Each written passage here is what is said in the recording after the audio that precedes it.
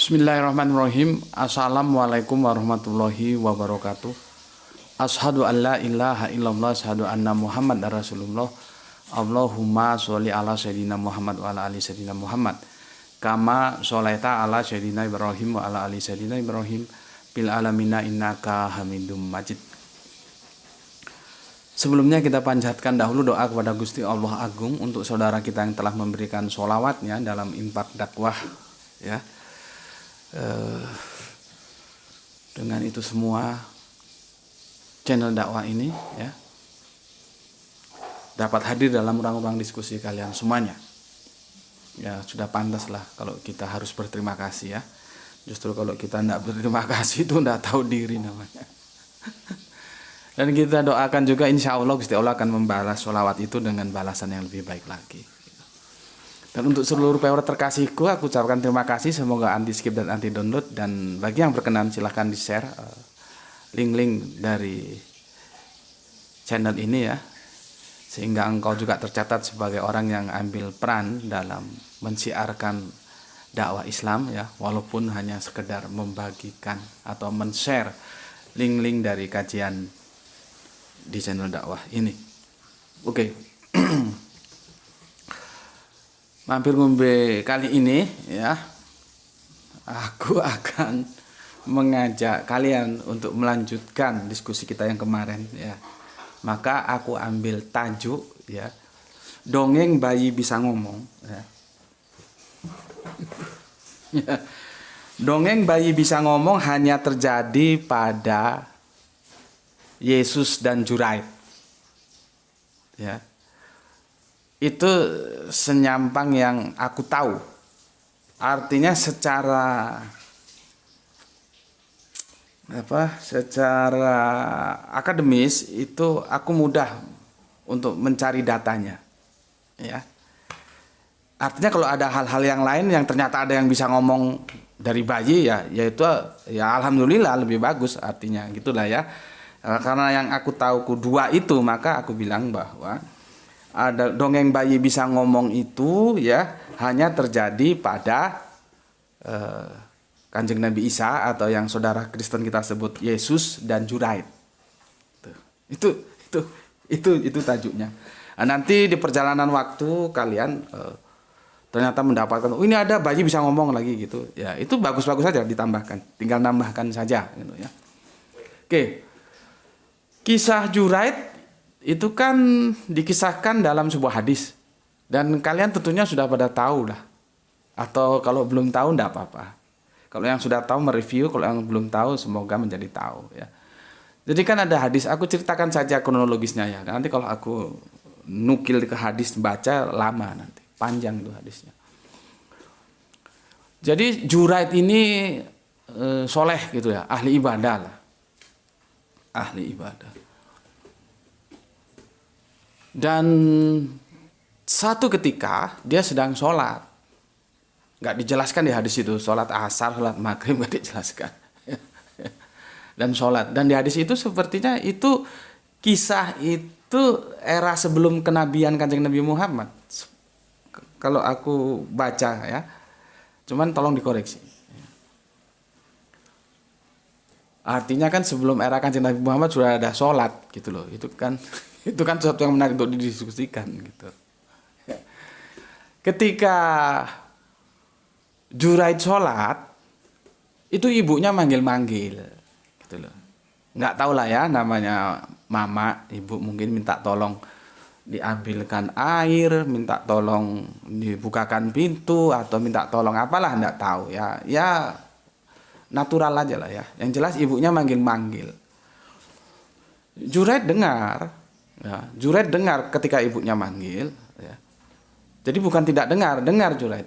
Akhirnya Juraid ada dua keputusan yang harus dia ambil, salah satunya. Keputusan pertama, dia melanjutkan sholatnya. Keputusan kedua, dia membatalkan sholatnya dan memenuhi panggilan bundanya, ya. Nah, pada saat itu Juraid mengambil keputusan yang pertama. Dia tetap melanjutkan sholatnya dan tidak memenuhi panggilan bundanya. Ya. Nah, di situ bundanya marah karena dicuekin sama Jurait. Dalam amarahnya itu, dalam sumpah serapahnya itu, ya, bundanya ini nyumpahin Jurait, ya, gampangannya begini, ketemukan dia dengan lonte, balon, begenggek, pelacur. Kalau pakai bahasa indah katanya seniman kita, kupu-kupu malam, wanita pezina. Istilah mana mau kamu ambil terserah. Ya, itu polisemi. Lah dalam kemarahan itu begitu, bundanya menyumpahin Jurait seperti itu, ya, supaya dia diketemukan dengan lonte gitu ya, dengan balon. Kalau di Malang balon, di Kediri begenggek ya, nanti dimasuk ke Jember itu senuk ya. Nanti kamu lihat tentang aku nulis apa itu namanya? Bukan nulis, videonya sudah ada 2 tahun yang lalu tentang apa itu ya. Jadi aku paparkan tempat-tempat pelacuran mulai dari Pulau Sumatera sampai ke Jawa sampai ke Bali. Judulnya lupa aku. Tolong yang senior itu carikan judulnya apa itu. Kalau di Bandung kan ada Saritem, ada Kramatungga. Kalau di sini dulu ada Kalisari ya. Kalau di Surabaya ada Doli ya. Jadi begitu sumpah serapannya ibundanya Jurait. Dan di hadis itu akhirnya ada seorang wanita yang kebetulan ya lonte gitu loh. Ngajak berzina Jurait. Gitu loh. Juraitnya enggak mau. Jurait ini kan orang soleh. Enggak mau. Ya. Si lontenya ini laki-laki perempuan seperti Hawa dan Adam. Si lontenya ini tidak kurang akal. Dia cari penggembala kambing. Berzinalah dia dan gembala kambing itu. Akhirnya hamillah si lonte itu. Ketika si lonte hamil dan melahirkan anak, mungkin dia masih punya dendam sama si Jurait. Ya dia cinta mati lah sama si Jurait ya, bertepuk sebelah tangan, gambarnya kira-kira begitulah ya. Jadi ketika ditolak, dendam kesumatnya masih menyala-nyala, maka dia membalas dendamnya itu, gitulah gampangannya ya. Mengatakan kepada seluruh penduduk desa bahwa Jurait telah berzina dengan si lonte itu dan ini anaknya telah lahir. Ya. Berikutnya ya, orang kampung tidak terima. Maka si Jurait rumahnya dirobohkan dan disuruh pindah di kalau sekarang bahasa canggihnya namanya persona non grata, manusia yang tidak dikehendaki, diusir dari kampung itu. Rumahnya sudah dirobohkan, diusir. Gitu ceritanya. Ya. Dan ketika itu ada orang soleh lain, gitu loh. Karena Jurait minta, oke lah aku kalau diusir ya, tapi aku mau sholat dulu gitu ya. Jadi ketika isu fitnah oleh lonte ini sudah disebar ya ke seluruh penduduk dan penduduk itu menerima kabar dari lonte itu bahwa Jurait telah berzina dengan dia dan ini anaknya sudah lahir ya, dan seluruh penduduk jadi marah. Ya, bagaimana nggak marah? Lu gue kira alim nggak? Lu main bejat juga sama lonte gitu kan, marah penduduknya. Rumahnya mau dirobohin dan mau diusir dan Jurait minta waktu, saya sholat dulu gitu. Tiba-tiba datang seorang soleh, nggak disebut namanya dalam hadis itu ya, mendinginkan suasana ya. Masyarakat yang sedang panas dibilang, tolong kasih waktu Jurait sholat, nanti setelah sholat baru kita lanjutkan, kira-kira begitu ya.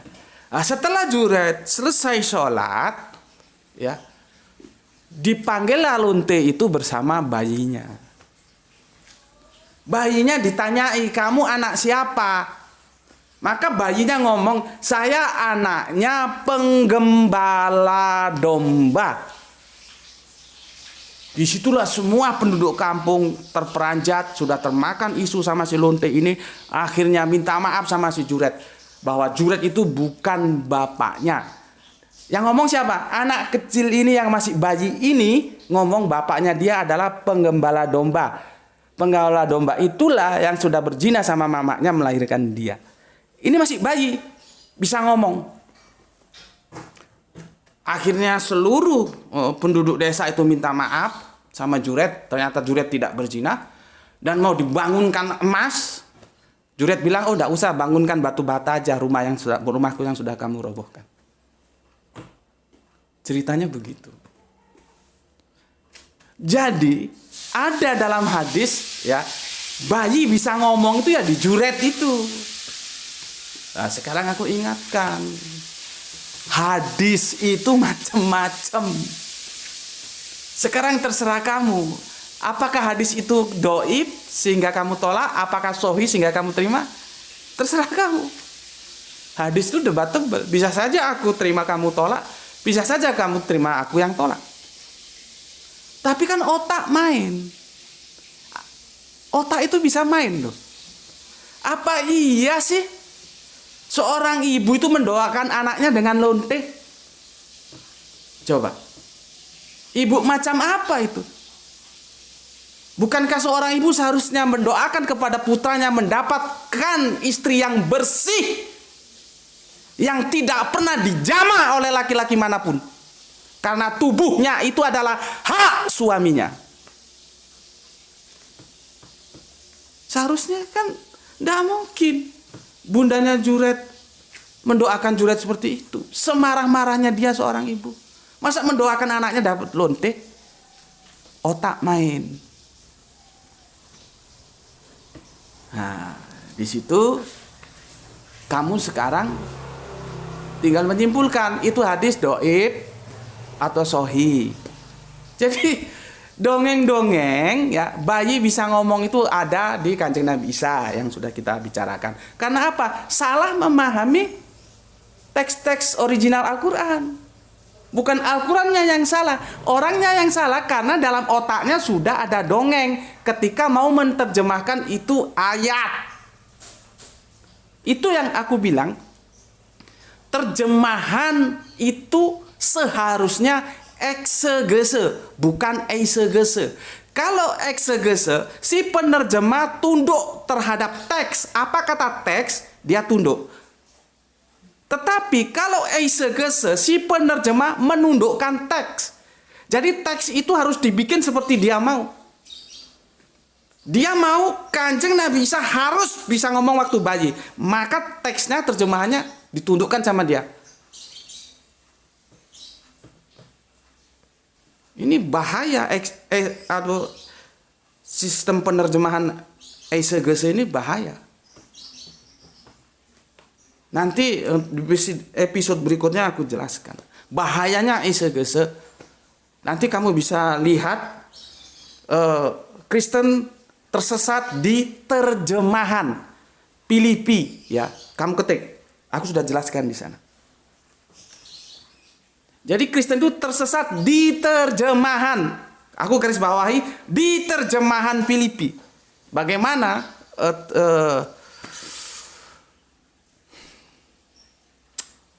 Paulus memperkenalkan Yesus? Itu karena terjemahannya eisegese, nggak eksegese.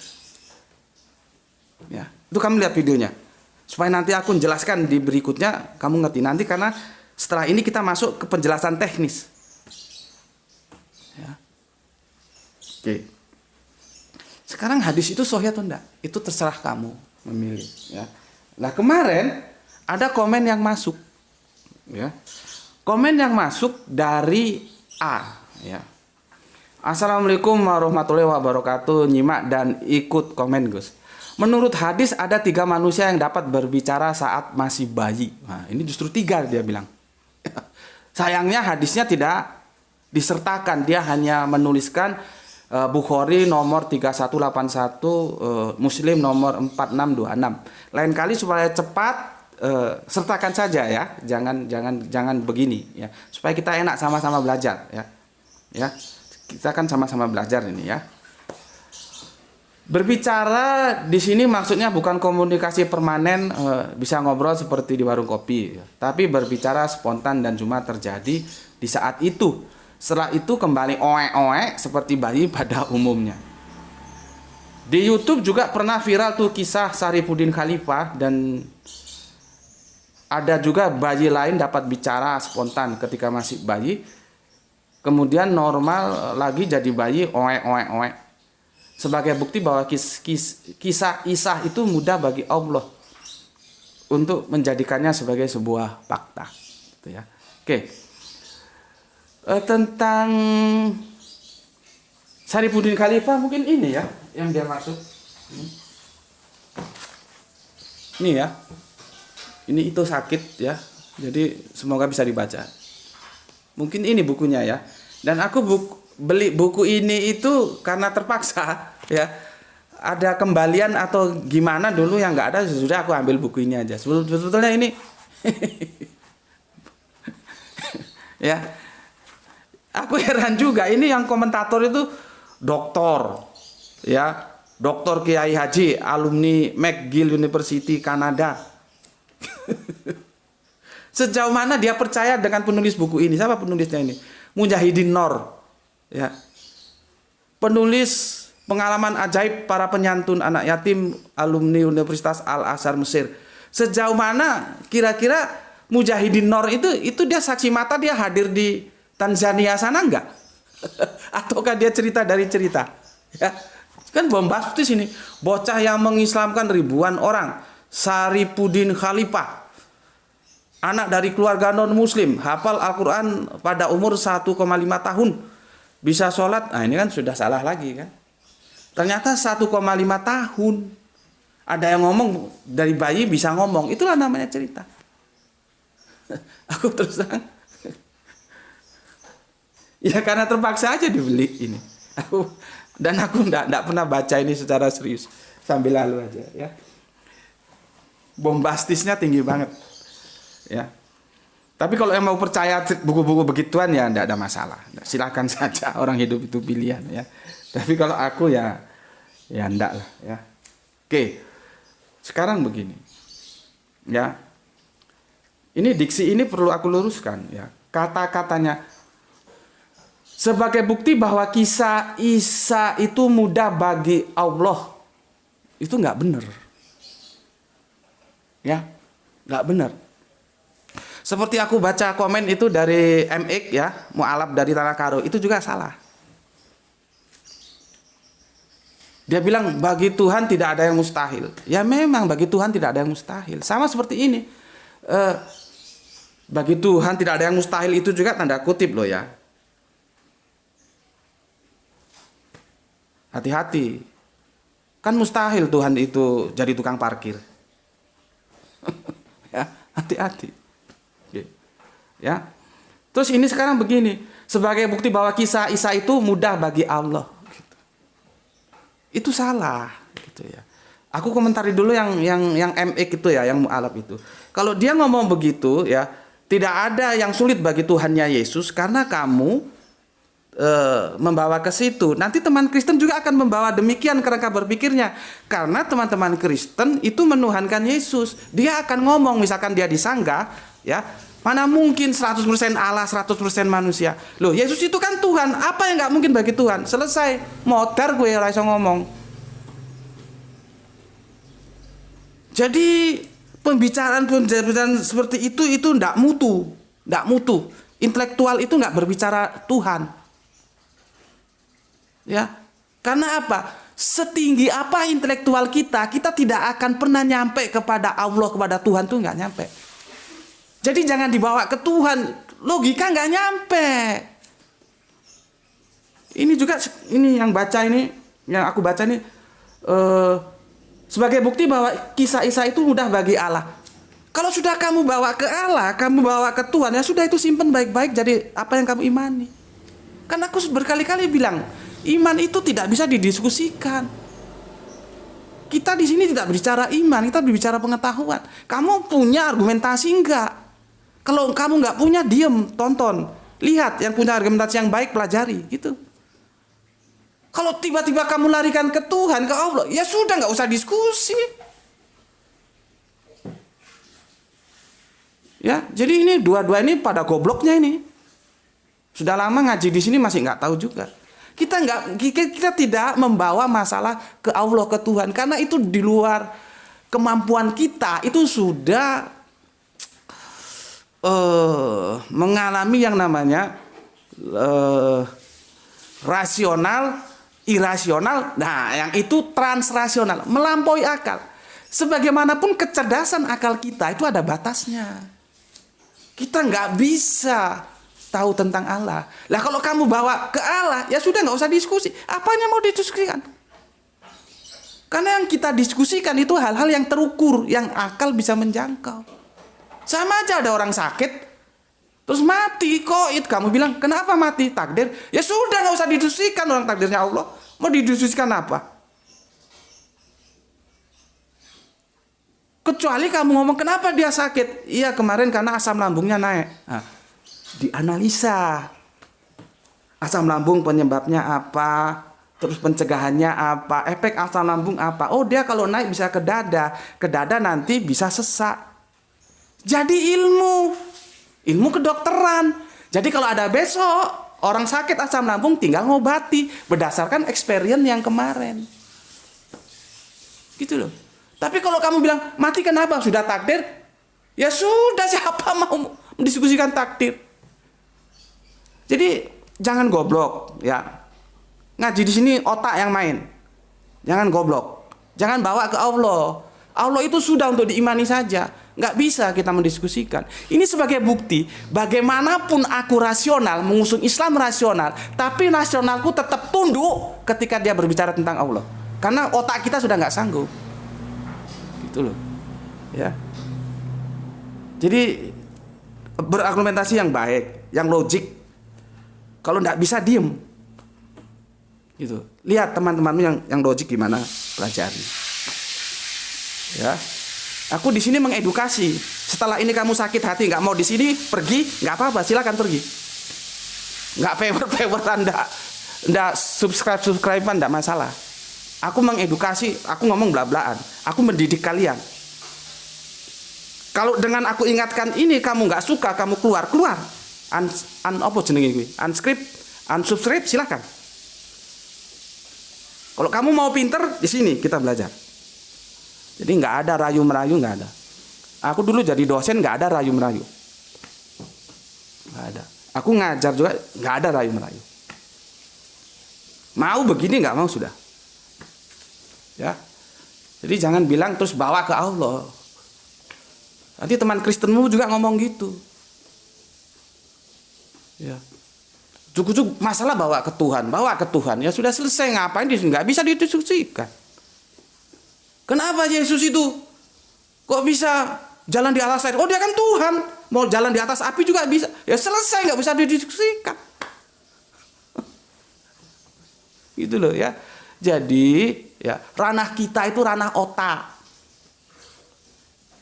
Al-Quran itu mengatakan, apakah kamu tidak berpikir?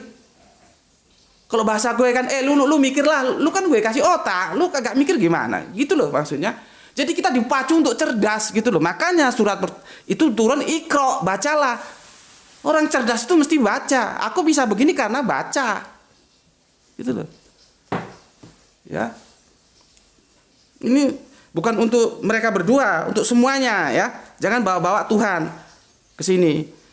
Karena Tuhan itu sudah di luar kemampuan kita. Kita diskusi sejauh yang bisa kita analisa. Ya. Kalau kepada Tuhan, kepada Allah, kita sudah patuh saja. Nggak bisa kita mau diskusikan orang dia transenden, kita imanen kok. Ya, sekali lagi aku katakan, ini bukti bahwa bagaimanapun aku mendaya gunakan akal, logika, sehingga aku mengusung Islam rasionalis, tetapi ada titik tertentu otak itu sudah tidak mampu ketika dia sudah berbicara tentang Allah, tentang Tuhan. Makanya kan aku sudah bikin itu videonya. Kalau kamu ingin tahu Allah atau Tuhan secara objektif, mending kamu sudah tidak usah percaya kalau Tuhan itu ada. Kan tidak mungkin kamu tahu secara objektif. Itu loh. Ya, jadi di sini ada sebuah yang aku mau sampaikan, ya.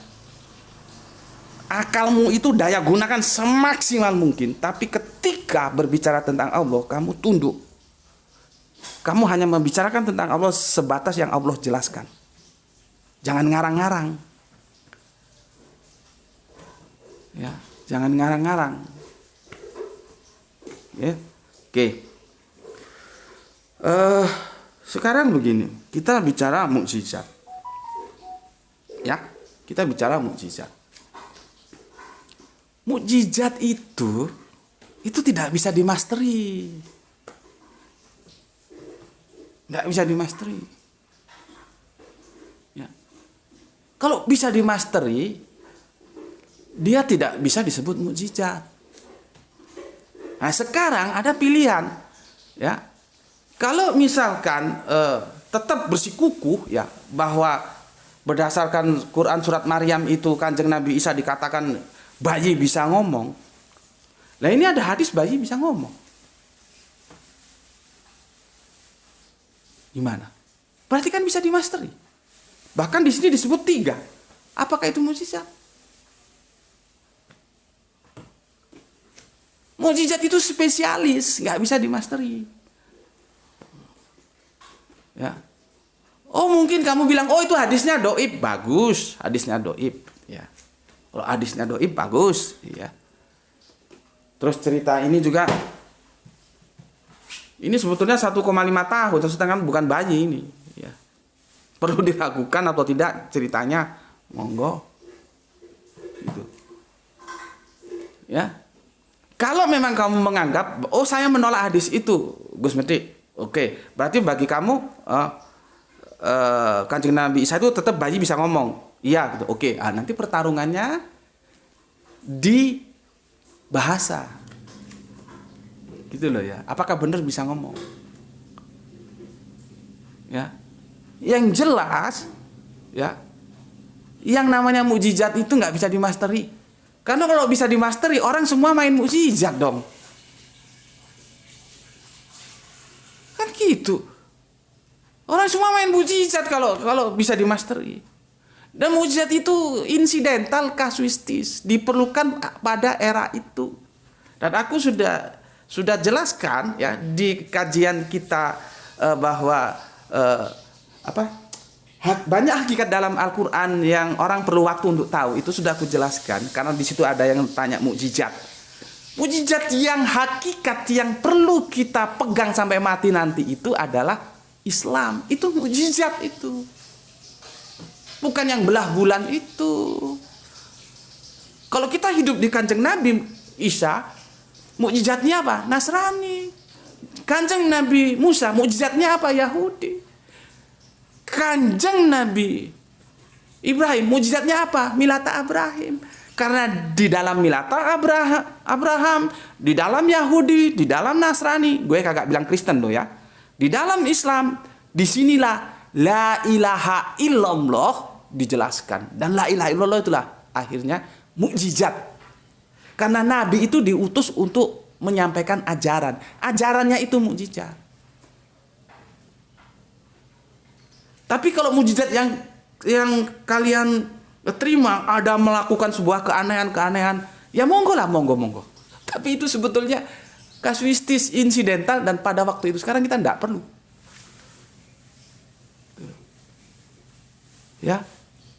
Nah, kalau mukjizat bisa dimasteri, ya semua orang main mukjizat. Oke, ternyata Juraid bisa ngomong. Dan itu ya terserah lah ya, mau diterima hadis itu mau enggak ya terserah ya. Sama ya, sama seperti biasanya begini, teman-teman Kristen itu ya, supaya teman-teman Kristen juga tahu ya, apakah memang Kanjeng Nabi Isa saja apa Yesus saja yang bisa menghidupkan orang mati? Coba. Aku nggak catat ya, nggak tulis, kamu catat aja ya. Kisah Elisa ya di 2 Raja-Raja 8 ayat 5 ya. Berikut di 2 Raja-Raja 2:11 ya. Jadi 2 Raja-Raja ayat 8 pasal 5. 2 Raja-Raja pasal 2 ayat 11. Elisa itu ya bisa menghidupkan orang mati. Bahkan di 2 Raja-Raja 2:11 lebih hebat Elisa daripada Nabi Isa, daripada Yesus. Tulangnya Elisa itu loh. Ada orang mampus kena tulangnya Elisa, hidup lagi. Coba.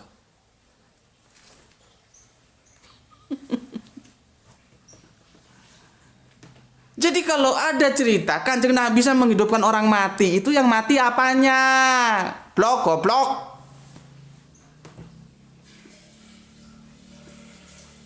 Gitu loh. Diajarin dari kemarin. Aku sudah jelaskan tentang la ilaha illallah. Bacakanlah la ilaha illallah pada orang yang mati. Yang mati apanya? Karena la ilaha illallah itulah mukjizat yang akan menyelamatkan kita dari dunia sampai akhirat.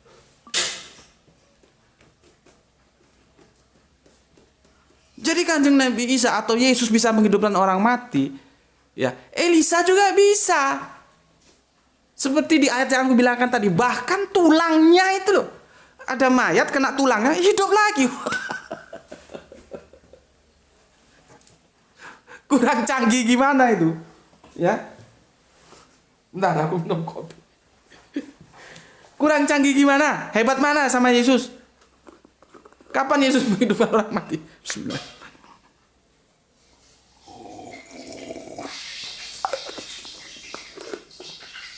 Kanjeng Nabi Isa itu kan menghidupkan orang mati, dia posisi hidup. Ini Elisa, tulangnya itu bisa menghidupkan orang mati. Sekarang terserah otak-otakmu lah ya, terserah otak-otakmu ya. Kamu mampu nggak, cukup cerdas nggak mencerna kajian-kajian yang aku sampaikan ini ya. Aku sih sudah mengemasnya dalam format sesederhana mungkin ya, tidak terlalu akademis ya, sesederhana mungkin supaya kalian bisa menerima. Nanti kalau terlalu akademis kalian mumet juga, dasnya pusing juga nanti ya. Jadi nggak tahu aku kalau di sekolah minggu atau khotbah di gereja dikasih tahu nggak bahwa Elisa itu bisa menghidupkan orang mati, jadi bukan hanya Yesus ya. Oke, sekarang tentang naik ke surga ya. Ini juga ya ampun, tapi aku tidak akan pernah lelah ya untuk mengingatkan saudara-saudaraku yang Islam khususnya ya. Ya, jangan lagi kamu pegang menjadi sebuah kebenaran. Nanti Kanjeng Nabi Isa mau turun lagi, mau kiamat. Al-Quran tidak pernah mengatakan itu. Ya, oke. Ya, nah ini ya. Teman Kristen dalam credo itu keimanan. Dalam credonya, dalam keimanannya, setelah 40 hari dari bangkit, naik ke langit. Wah, kemana? Ke rumah Bapa. Meskipun teksnya itu beda-beda, ada bilang langit, ada bilang surga, ya sudahlah, kita anggap aja itu bunga rampai gitu ya. Yang jelas naik ke atas. Kemana? Ke rumah Bapa, bahkan duduk di sebelah kanan itu. Nggak tahu bisa lihat Allah atau gimana itu penulis. Dia bilang Yesus duduk di sebelah kanan Allah gitu. Berarti dia bisa lihat Allah dong. Padahal jelas-jelas ditulis bahwa Allah itu tidak bisa dilihat. Artinya yang bisa kita lihat itu bukan Allah gitu loh. Perjanjian lama, perjanjian baru, perjanjian terakhir begitu ya. Jadi Torah, Injil, Al-Quran itu sama. Allah itu nggak bisa dilihat. Dari situ sebetulnya gampang. Sesuatu yang bisa kita lihat pasti bukan Allah gitu loh ya. Tapi ada teks duduk di sebelah kanan Allah, berarti penulis itu di Injil apa itu?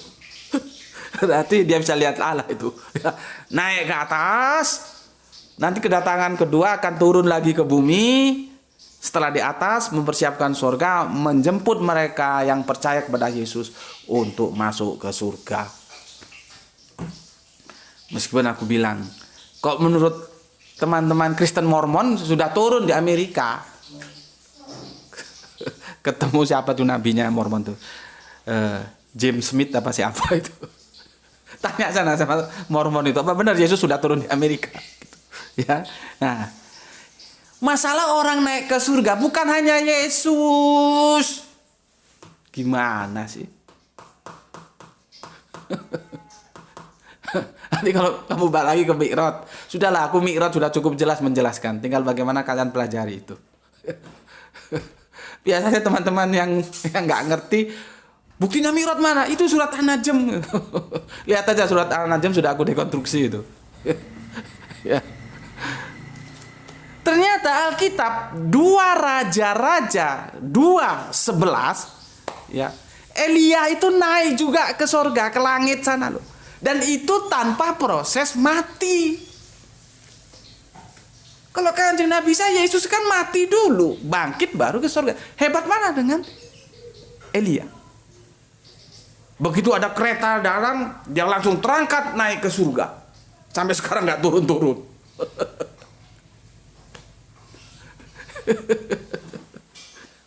Sementara teman Kristen bilang, oh nanti dia turun. Ya sudah, tunggu saja.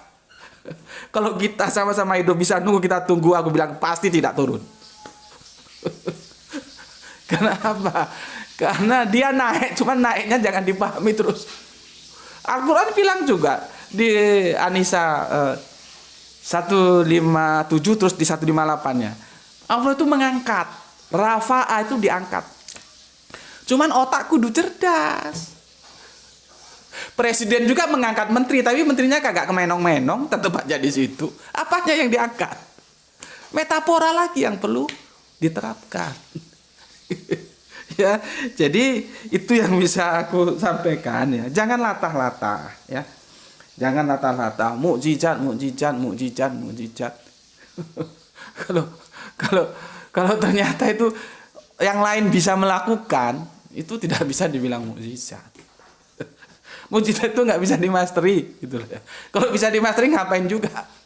Gitu loh. Dan itu lahir dari tuntutan orang-orang era itu. Kita sekarang sudah di zaman Android, bukan di zaman batu. Kerangka berpikir tentunya meningkat. Mukjizat yang sejati itu adalah ajarannya. Bukan yang bisa ngomong sejak bayi. Bukan. Ya, ajarannya itu mukjizat. Apa? Memberikan keselamatan kepada kita dari dunia sampai akhirat. Apa itu? Islam. Kanjeng Nabi Muhammad. Apa itu? Nasrani. Kanjeng Nabi Isa. Apa itu? Yahudi. Zaman Kanjeng Nabi Musa. Apa itu? Milata Abraham. Zaman Nabi Bapak Ibrahim. Itu mukjizat. Dan dari semua mukjizat ini kita peras lagi melahirkan la ilaha illallah. Itulah nanti yang membuat kita kebal. Ya. Kita kebal dengan la ilaha illallah itu.